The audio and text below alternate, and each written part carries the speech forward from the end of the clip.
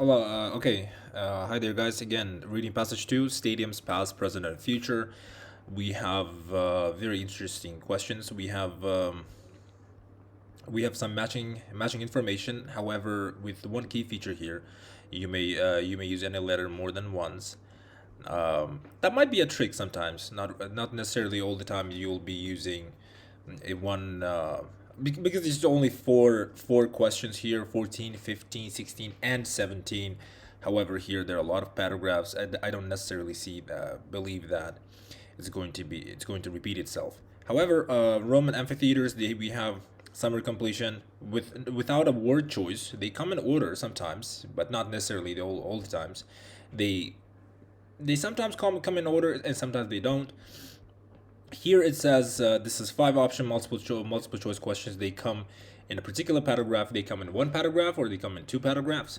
So, however, you have to find the exact location. Sometimes it mentions, just like in here, when comparing 20th century stadiums to ancient amphitheaters in section D. So we have comparing section D. I can quickly do that. There are many similarities between modern stadiums and ancient amphitheaters intended for games, but some of the flexibility, but we already have the sign here. The word "but" is already giving us a negative attitude. So some of the flexibility was lost at the beginning of the 20th century as stadiums were developed using new products such as steel and reinforced concrete and made use of bright lights for nighttime matches. Many such stadiums are situated in suburban areas designed for sporting use only, and surrounded by parking lots. Okay, they have surrounded by parking lots. These factors mean that they may not be as accessible to the general public. Okay, these reasons may not be accessible to the general public, and requires more energy to run and contribute to urban heat. So they are less imaginatively designed. No, we don't have that. They are less spacious. No. Instead, they are situated in urban areas. They are sort of surrounded by parking lots, which means that it is already spacious. They are in less convenient locations, probably that one. And I'm gonna choose a text over here. Less convenient locations means may not be accessible to the general public. All right, there we go. Now they are less versatile. Again, they are less versatile. So we have another option as well. So we have C and D. The reason for that is less versatile means it is not various, right? So it's not various. It's used for sporting only. It's used only for one purpose, and that is sporting. So designed for sporting use only. All right, there we go. So which two advantages of modern stadium does the writer mention? We have two advantages of modern stadium. Just because the answer first one comes here in section D, I'm gonna quickly search oldest amphitheater. I think the amphitheater of Arles, for example, was first converted into a something, then into a residential area, and finally into an arena where spectators could watch something. It probably comes in paragraph B. However, but many today, oh, there we go. We have, but many of today's most innovative architects see a scope for the stadium to help improve city. Among the current strategies, two seem to be having particular success: the stadium as an urban hub, and as a power plant. So there's a growing trend for stadiums to be equipped with public spaces and services that serve a function beyond sports, such as hotels, retail outlets, conference centers, restaurants, and bars, children's playgrounds, and green space. Creating mixed-use developments such as this reinforces compactness and multifunctionality, making more efficient use of land and helping to regenerate urban spaces. This opens the space up to families and wider cross section of society instead of catering only to sports people and supporters. Where there have been many examples of this in the UK. The mixed use facilities at Wembley and Old Trafford have become a blueprint for many other stadiums in the world. So urban hub is something that is central, and as a power plant, Offering improved amenities for the enjoyment of sport events. It's not offering any. Offering any improved conveniences, is it? It is just saying that there's a growing trend for stadiums to be equipped with public spaces such as sport, hotels, retail outlets, but to enjoyment sport events, not really. Two advantages of modern stadium does the writer mention. He already says that the two seem to be having a particular success. The stadium as an urban hub and as a power plant, bringing community life back into the environment. That is the one. That is urban hub, and facilitating research into solar and wind energy solutions. That could be it as a power plant, enabling local residents to reduce their consumption of electricity. There is nothing about that. Providing a suitable site for the installation of as a power plant. A suitable site for the installation of renewable power generators. That could be it. There have been many examples in the UK. The mixed use facilities at Wembley. Okay. Providing a suitable site for the installation of renewable power generators. Maybe that. Because it's first of all D, I mean, enabling local residents to reduce their consumption of electricity. There's nothing about reducing the consumption of electricity, and facilitating research into solar. There's nothing about research as well. So offering improved amenities. It's not talking about any improved amenities, but just some several amenities that are close to the stadium. Some children's playgrounds, sports, hotels, retail outlets, and conference centers, making more efficient use of land and helping to generate urban spaces. You know, at these parts. So I don't think that's the answer. Um, as per that, when it comes to solving matching information questions, you read one paragraph and then you come back. You read one paragraph, you read it closely. These questions, they come in two ways. So, where's the text? Can I find the text? Where's the text? Where did the text go? Okay, it did not go anywhere. All right. Matching information questions, they come in two ways. So, two ways, I mean, according to what I've learned from experts, 80% of the time, 80% of the time, it comes from 1 to 2 lines, 1 to 2 lines, and other 20% they come in let's say the whole paragraph, and they all have the paraphrasing list, in which we were going to do in a couple of minutes. Now let's read that through again. Now, stadiums are among the oldest forms of urban architecture. Vast stadiums where the public could watch sporting events were at the center of Western city life as far back as the ancient Greek and Roman empires, well before the construction of the great medieval cathedrals and the grand 19th to 20th century railway stations, which dominated urban skylines in later eras. Today, however, stadiums are regarded with growing skepticism. There we go. We have this growing skepticism. It's already a negative attitude. Construction costs can soar up, above £1 billion, and stadiums finished for major events such as the Olympic Games or the FIFA World Cup have notably fallen into disuse and disrepair. There we go. But this need not to be the cause. History shows that stadiums can drive urban development and adapt to the culture of every age. Even today, architects and planners are finding new ways to adapt the monofunctional sports arenas, which became emblematic of modernization during the 20th century. So there we go. We have the answer. We have the first answer as A. As A. And the reason for that is the mention of negative attitudes. Negative attitudes is a growing skepticism. Growing skepticism. There we go. I need to be very careful with the spelling. Now, the amphitheater of Arles, in southwest France, with capacity of 25,000 spectators, is perhaps the best example of just how versatile stadiums can be. How versatile stadiums can be. We already found the probably we're finding the answer here. Built by the Romans in 90 AD, it became a fortress with four towers of the fifth century. So the amphitheater of Arles, for example, was converted first into a fortress. It was converted first into a fortress, and then into a residential area, and finally into an arena where spectators could watch. So with four towers, it became a fortress with four towers in the century, after the 5th century, and was then secondly, after that, it was transformed into a village containing more than 200 houses.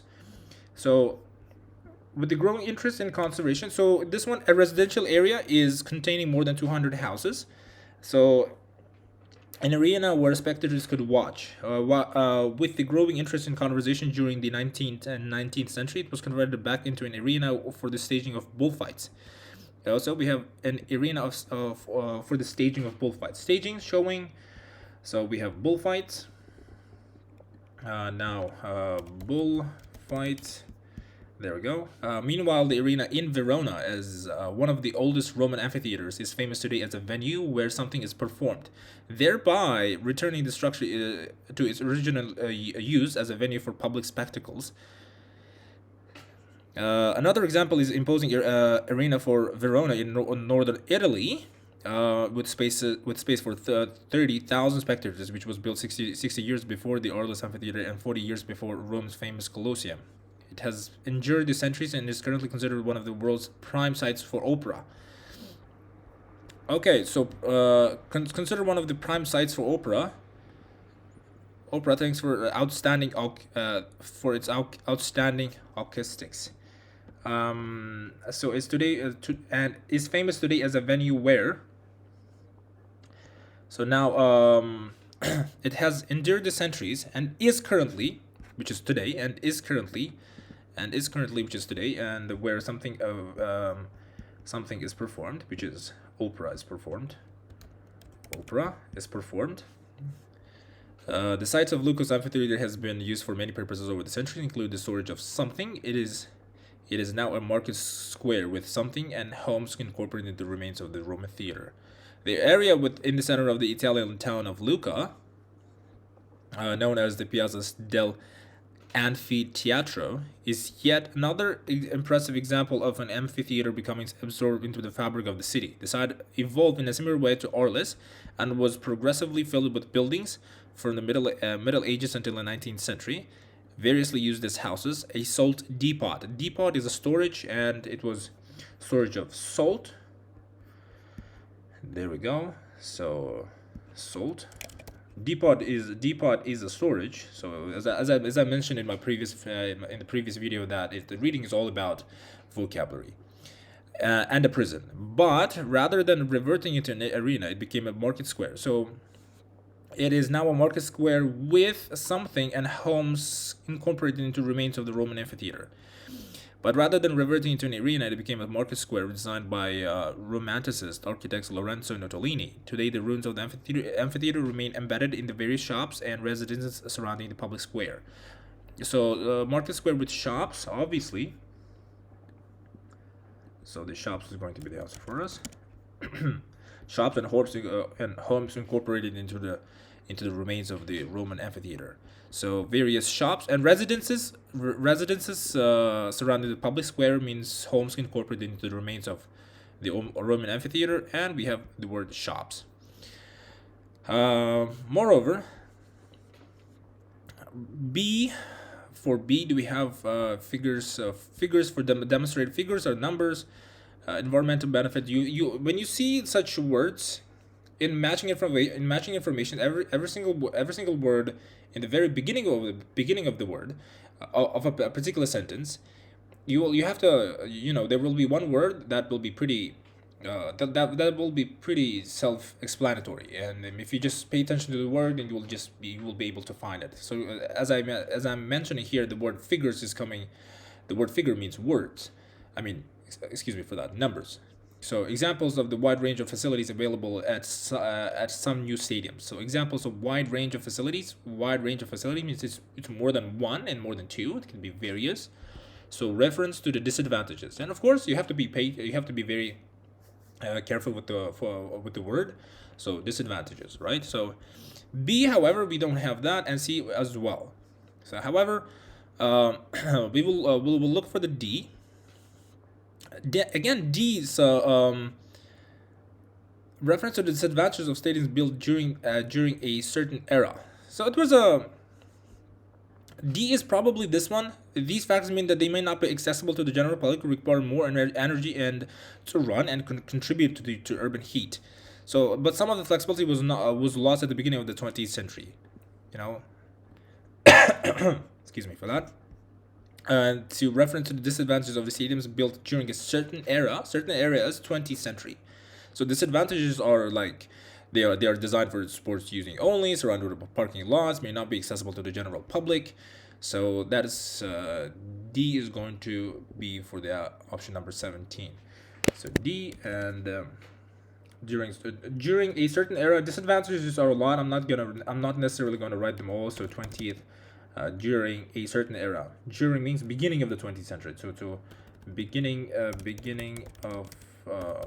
20th century. There we go.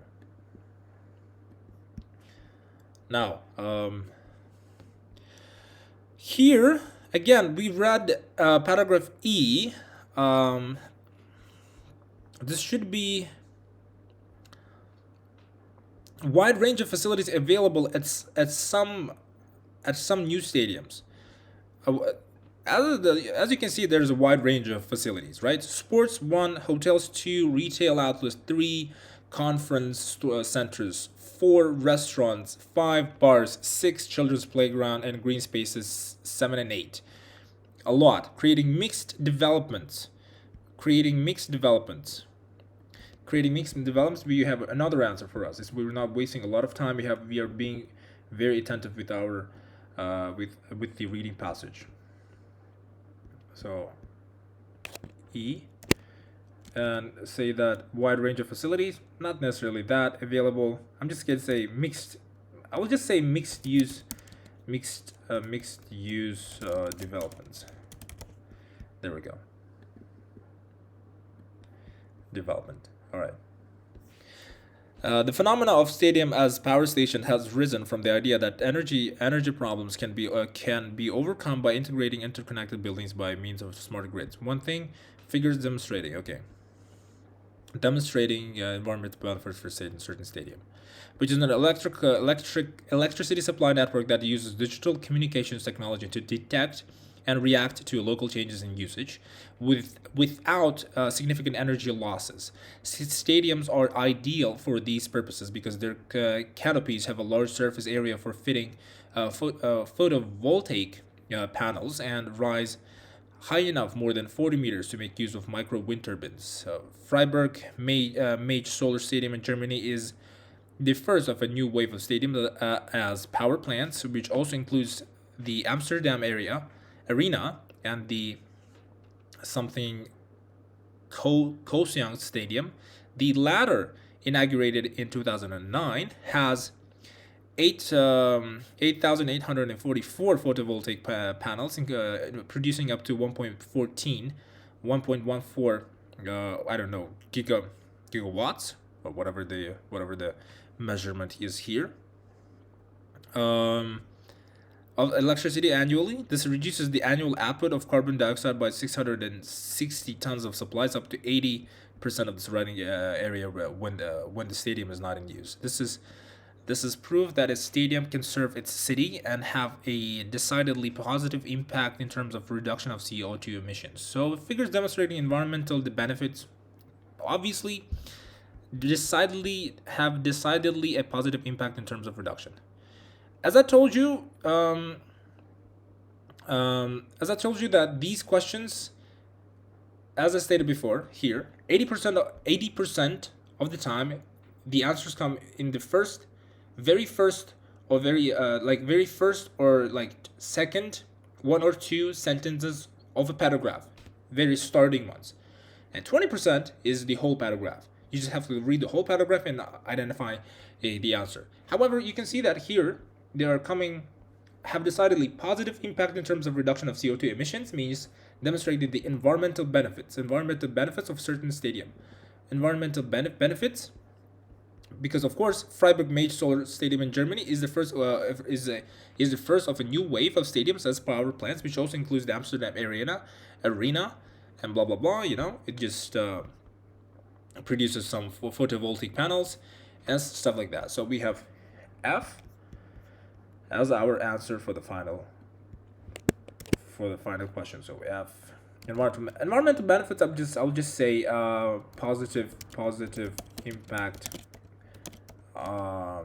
in terms positive impact in terms of blah blah blah. I've just put it at 3 dots, and so you can navigate through it. It's over here. So like positive impact in terms of reduction. So there we go, guys. We finished passage number 2 again. If you have any questions on how to approach every single question, make sure to comment down below. And of course, if you haven't subscribed, make sure to subscribe, because it's very much appreciated, and we're doing it pretty much for free. And of course, we're not non-profit channel. So yeah, if you have any questions, again, make sure to comment down below. Like it, do share it, and yeah, thank you very much for watching.